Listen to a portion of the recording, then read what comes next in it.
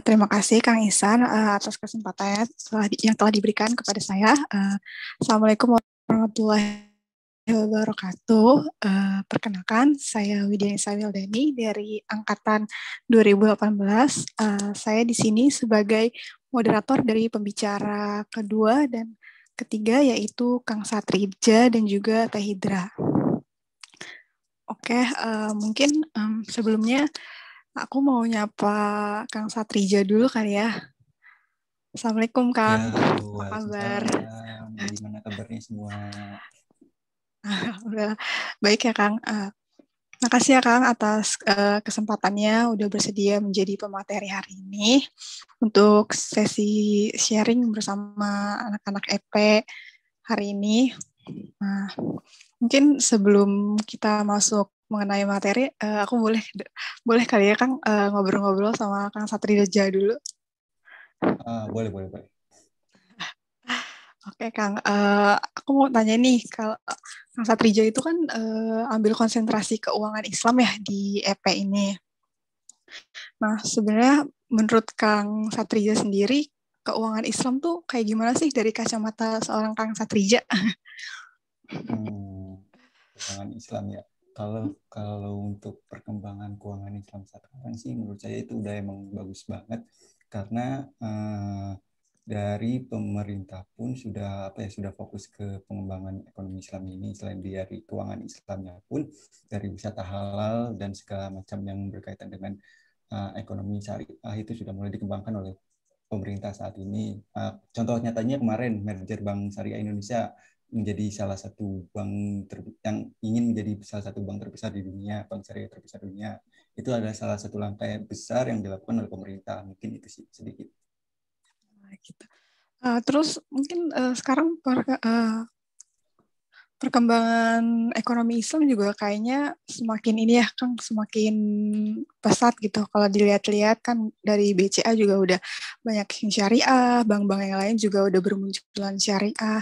Nah, kalau dari menurut Kang Satrija sendiri, keuangan Islam ini di masa yang akan datang tuh prospeknya bakal seperti apa sih Kang? Kayak yang akan jadi inikah, leader kah atau gimana gitu kan kalau dalam beberapa tahun ke depan.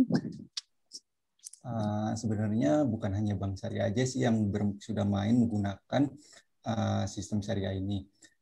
Seperti mungkin kalau teman-teman tahu industri 4.0 dengan banyak startup, lalu banyak finansial teknologi. Nah, dari mereka pun sebenarnya sudah menggunakan beberapa menggunakan akad-akad syariah. Seperti mungkin salah satunya kantor saya saat ini.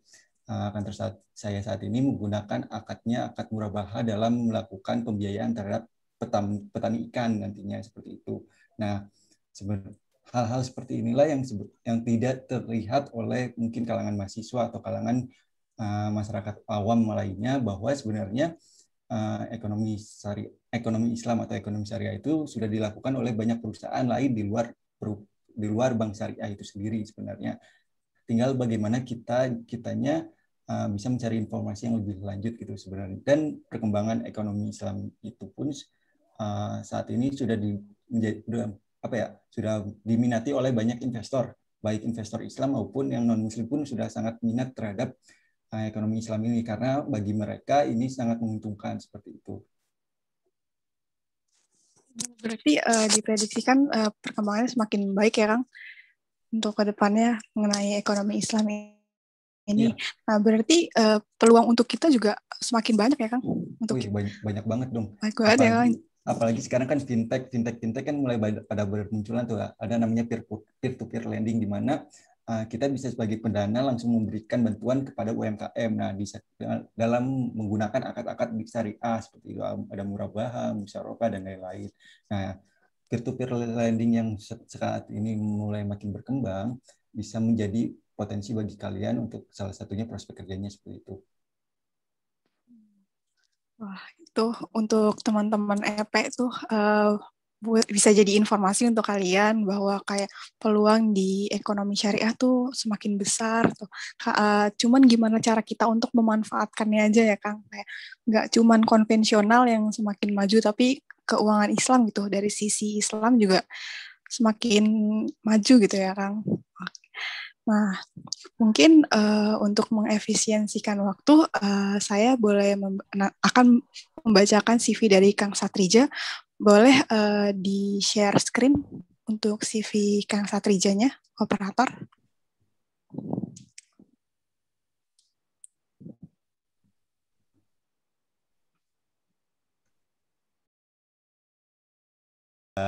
Di, di manajemen perbankan syariah pun banyak banyak yang kita bisa lakukan. Selain itu di ekonomi mikro pun ada beberapa teori yang bisa kita gunakan dalam melakukan analis. Nanti mungkin di akhir slide ini saya akan memberikan sedikit contoh bagaimana sih analisa yang dilakukan oleh perusahaan saya dalam melakukan pembiayaan terhadap para petani ikan seperti itu. Nah, dari apa yang nanti kalian akan pelajari di keuangan Islam itu mungkin ada beberapa skill yang akan diperoleh oleh kalian. Contohnya pemahaman sistem keuangan Islam. Kenapa pemahaman sistem keuangan Islam bisa menjadi salah satu skill yang bisa kalian unggulkan? Karena melihat perkembangan perbankan, contoh perbankan syariah deh. Di perbankan syariah itu banyak profil lulusan yang yang berasal dari kampus-kampus yang non-Islam, kampus-kampus yang bukan prodi keuangan Islam, bahkan ada yang dari pertanian dan lain-lain. Dengan kalian sudah memahami keuangan Islam, maka itu bisa menjadi poin plus bagi kalian untuk masuk ke dunia perbankan syariah. Lalu dari analisis data keuangan, jika kalian ingin masuk ke kredit analis atau pembiayaan analis, maka dengan adanya dasar analis data yang kalian miliki, itu bisa menjadi poin lain. Lalu ada mitigasi risiko. Nah, mitigasi risiko ini berasal dari mata kuliah analisis risiko di perbankan. Nah, dari mitigasi risiko ini mungkin bagi kalian itu masih asing, tetapi mitigasi risiko ini merupakan salah satu pekerjaan yang memiliki opportunity yang sangat baik, dan menurut saya mitigasi risiko atau seorang manajemen risiko itu memiliki gaji yang lebih di atas dari yang lain seperti itu, karena tanggung jawab yang mereka miliki, yang mereka tanggung atas pekerjaan mereka itu sangat sangat besar. Karena jika mereka gagal untuk memitigasi risiko yang ada, maka perusahaan akan mengalami kerugian seperti itu. Maka ketika kalian sudah memiliki dasarnya di sini, kalian bisa melanjutkannya untuk profil lulusan sebagai manajemen risiko seperti itu. Lalu ada manajer keuangan itu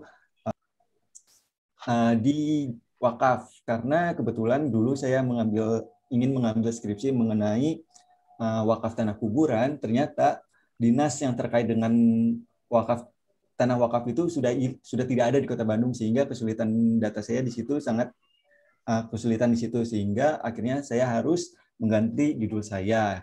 Nah, saya tidak ingin kesalahan yang saya lakukan itu terulang pada kalian, sehingga kalau bisa dari sekarang mulailah mencari membuka wawasan kalian bahwa masih banyak industri-industri yang bisa kalian jadikan bahan skripsi dengan data yang sudah sangat mudah seperti fintech, bank digital. Itu mereka sudah pasti karena mereka sudah sudah menjadi perusahaan terbuka, maka laporan keuangan pun bisa kita ambil tanpa harus meminta izin terlebih dahulu, karena mereka sudah melakukan publikasinya seperti itu, sehingga akan mempermudah kalian dalam menggarap skripsi kalian nantinya. Lalu mungkin ada literasi keuangan syariah yang masih rendah, ataupun lembaga-lembaga keuangan non-bank lainnya yang ada di keuangan syariah, seperti salah satunya asuransi, mungkin di sekuritas atau saham syariah, itu masih mungkin dilakukan karena data-datanya pun sudah tersedia banyak di internet ataupun di lembaga-lembaga lainnya seperti itu.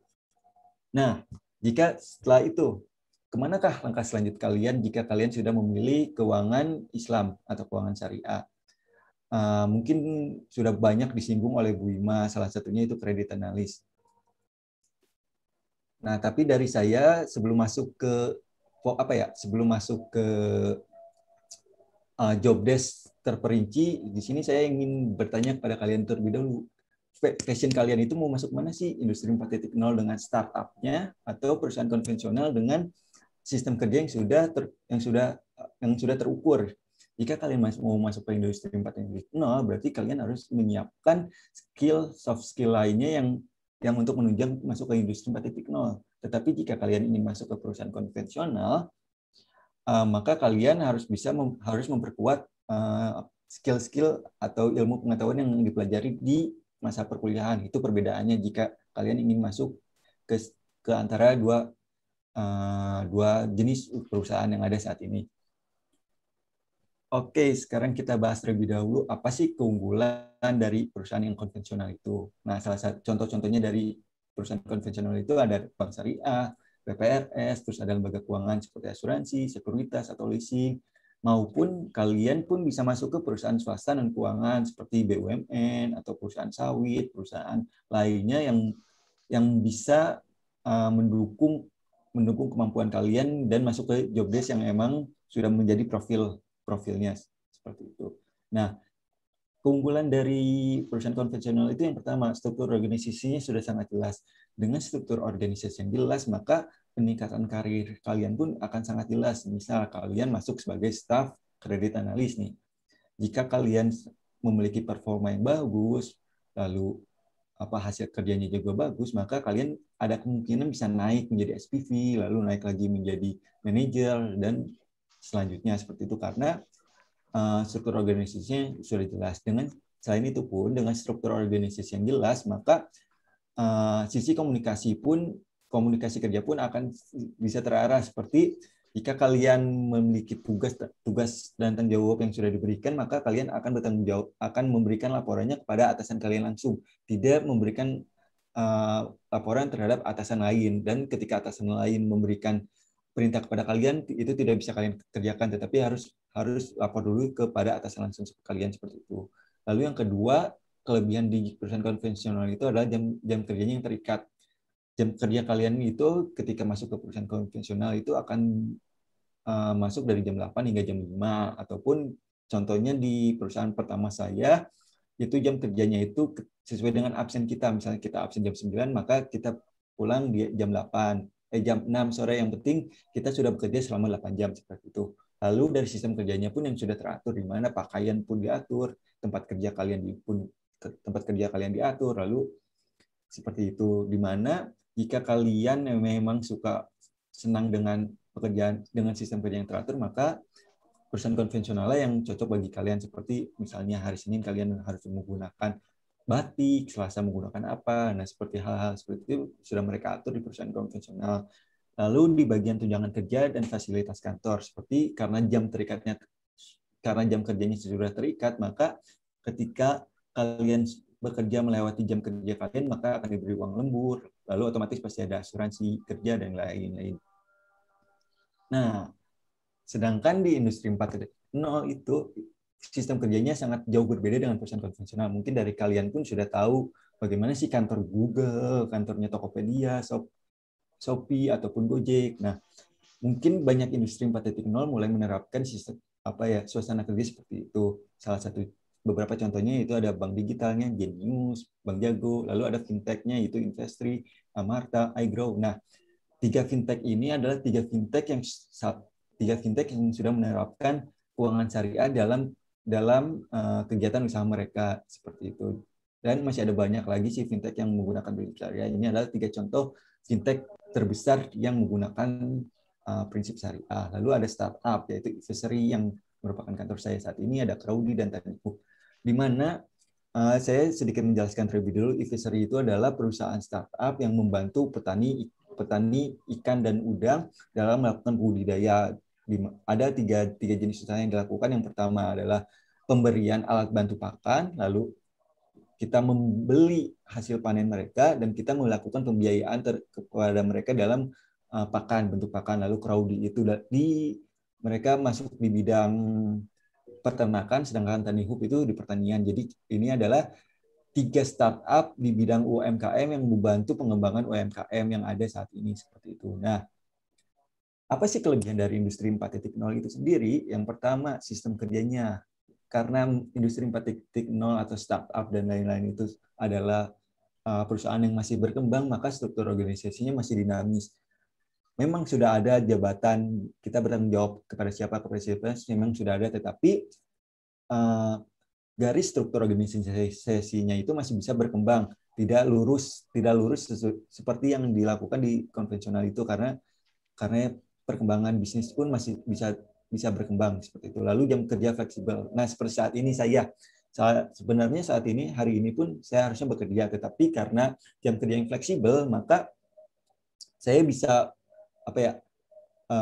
menyingkirkan terlebih dahulu pekerjaan saya dan mengerjakan hal lain terlebih dahulu seperti itu. Tetapi dengan catatan tugas dan tanggung jawab saya itu harus selesai pada waktu yang sudah ditentukan, seperti dalam sehari saya memiliki tanggung jawab itu minimal 30 analisis kelayakan terhadap para petani. Nah, 30 kelayakan itu wajib saya penuhi dalam satu hari, sehingga saya bisa mengerjakan itu dari pagi mungkin hingga malam jika di selang waktu seperti ini. Tetapi jika memang tidak ada selangan pekerjaan lain, maka saya bisa mengerjakannya sesuai dengan jam kerja seperti yang ada di konvensional seperti itu.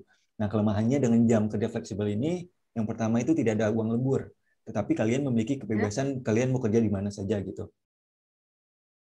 Lalu sistem kerja yang masih berkembang. Nah, seperti struktur organisasi yang masih dinamis, sistem kerja yang masih berkembang ini sangkut pautnya dengan tugas dan terhadap tugas dan tanggung jawab yang kalian dapatkan. Seperti saya sebagai fund analis atau kredit analis, itu saya masih harus mengerjakan beberapa pekerjaan lain di luar job desk utama saya, karena sistem kerjanya masih berkembang, lalu orang-orangnya pun masih belum terlalu banyak, sehingga kita harus bisa multitasking di perusahaan startup itu. Lalu tunjangan kerja dan fasilitas kantor. Nah, ini dia yang paling menarik di industri 4.0.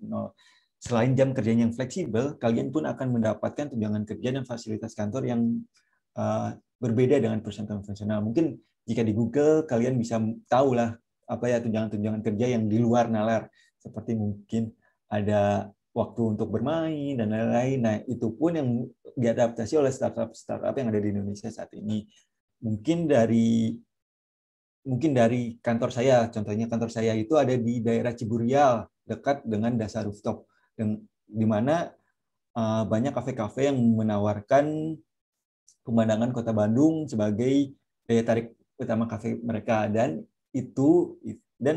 kantor saya pun sebelahan dengan kafe dasar rooftop itu, sehingga kantor saya menyajikan pemandangan Kota Bandung sebagai alternatif jika kita jenuh terhadap pekerjaan kita. Selain itu pun ada tunjangan makan siang gratis, ada snack time gratis, dan lain-lain. Selain itu pun ada tunjangan lain seperti mungkin saat ini saya baru mendapatkan fasilitas laptop saja sih.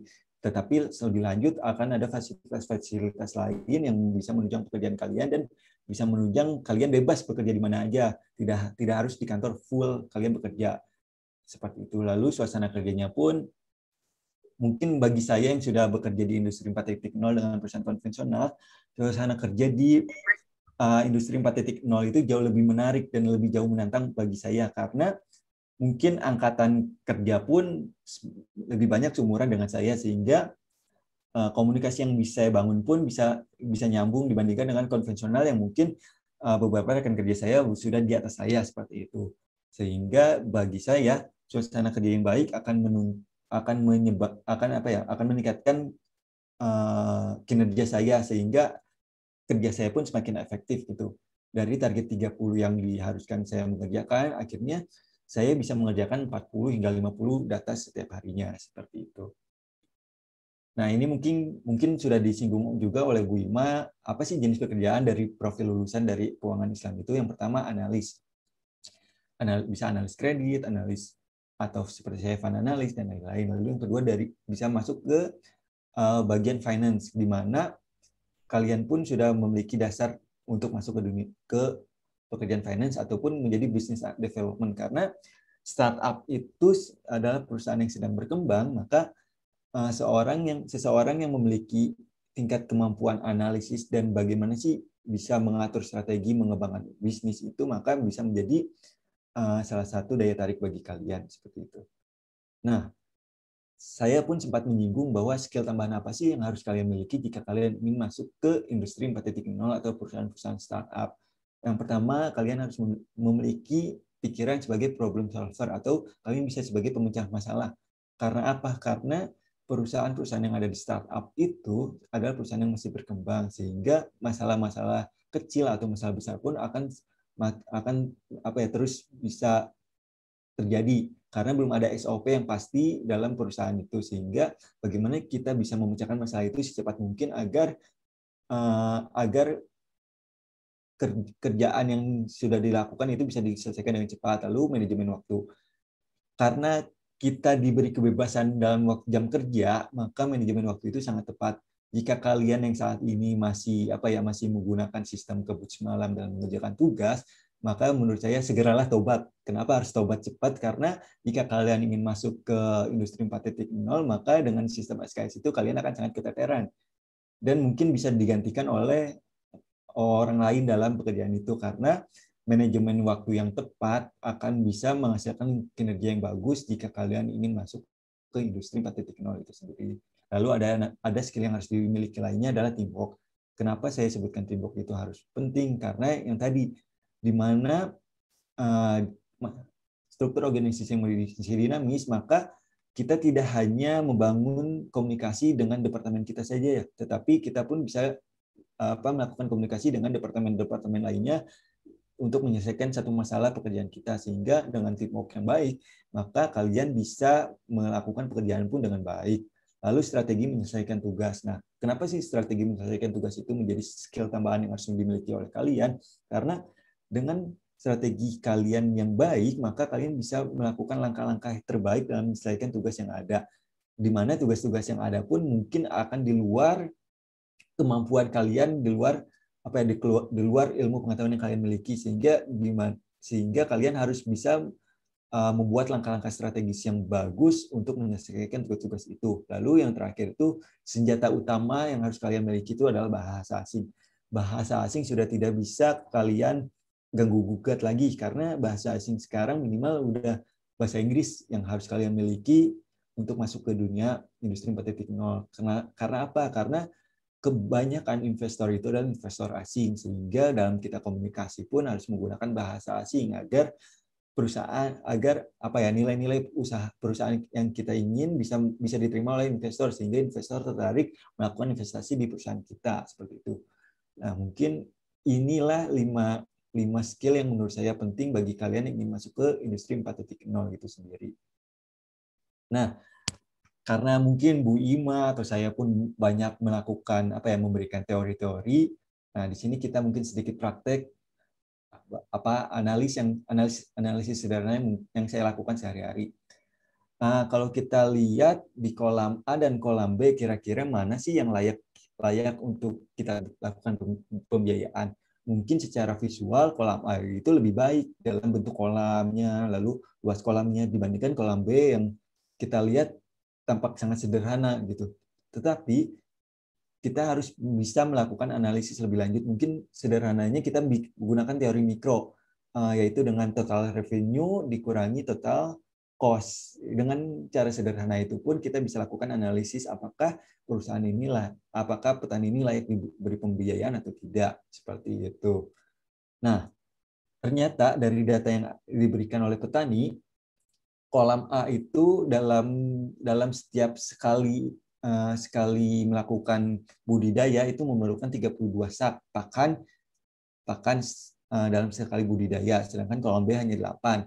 Di mana harga pakannya pun ternyata kolam A itu lebih murah, hanya 240.000, sedangkan di kolam B memiliki harga pakan yang cukup mahal, 330.000. Mungkin di sini ada perbedaan merek pakan. Nah, tetapi dari rata-rata panennya pun terlihat dari kolam yang ada bahwa kolam A pasti memiliki panen yang lebih besar dibanding dengan kolam B. Nah, data yang diberikan petani pun seperti itu, di mana kolam A itu memiliki 800 kg, panennya rata-rata panen, sedangkan di kolam B itu 220 kg saja. Nah, harga jualnya pun mirip-mirip nih, ada yang kolam A 17.500, kolam B 18.000 per kilogram. Nah, kalau kita lihat dari sisi panen dibagi kos, mungkin keduanya itu bisa jadi layak diberi pembiayaan, tetapi di dalam industri keuangan itu ada namanya credit score. Credit score itu apa? Credit score itu adalah analisis lanjutan dari data-data yang diberikan kepada kita. Misalnya credit score itu sangat bergantung pada mungkin salah satunya pH airnya bagaimana, lalu apa sih ancaman-ancaman dari usaha itu. Dari umur petani pun sangat berpengaruh terhadap kredit skor ini, sehingga ternyata dengan kolam yang sangat sederhana ini, kolam B memiliki kredit skor yang lebih baik, yaitu 58% dibandingkan kolam A yang hanya 51%.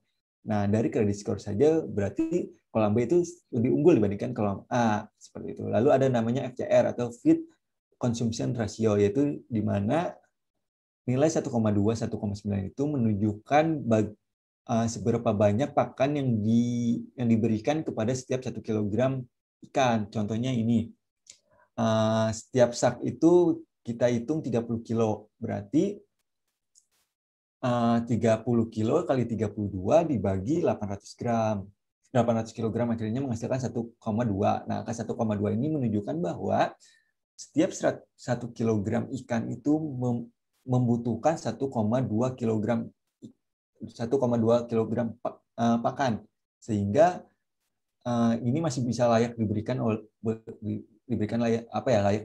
pembiayaan. Sedangkan kita lihat di kolam B bahwa nilainya lebih efisien. Karena apa? Karena setiap 1 kilogram ikan itu membutuhkan pakan hanya 1,09, sehingga dari dua indikator kredit skor dan FCR-nya saja, keduanya itu layak diberikan pembiayaan. Jadi banyak indikator-indikator lain yang menentukan apakah petani itu dapat diberi pembiayaan atau tidak. Mungkin istilah lainnya di perusahaan kredit itu, apakah layak diberi kredit atau diberi pembiayaan atau tidak perusahaan itu. Jadi jangan hanya melihat dari tampang luarnya saja, kita harus bisa menganalisis bagaimana laporan keuangannya, lalu bagaimana panen mereka, dari cost-nya juga berapa banyak sih, seberapa besar cost atau biaya yang mereka keluarkan, seperti itu. Ya, mungkin dari saya cukup sekian aja, dan mungkin pesan dari saya, mungkin apa yang disampaikan Ibu Ima itu teori-teori yang mungkin bagi kalian, wah berat nih nanti saya kuliahnya. Jangan pikirkan akan berat nantinya kalian kuliah. Biarkan prodi yang menyusun sedemikian rupa kurikulum, dan kalian tinggal nikmati hasil kurikulum yang ada. Karena menurut saya sangat tertarik dengan kurikulum yang nantinya akan dibuat oleh prodi ini. Karena apa? Karena skill-skill itulah yang sebenarnya dibutuhkan di dunia kerja nantinya. Saya pernah 2 hari setelah, saya ingat 2 hari setelah saya di sidang, saya langsung datang ke Ibu Ima dan cerita bahwa, Bu, saya masih membutuhkan skill-skill lain. Apa mungkin jika saya mengambil sertifikasi untuk menunjang profil saya gitu.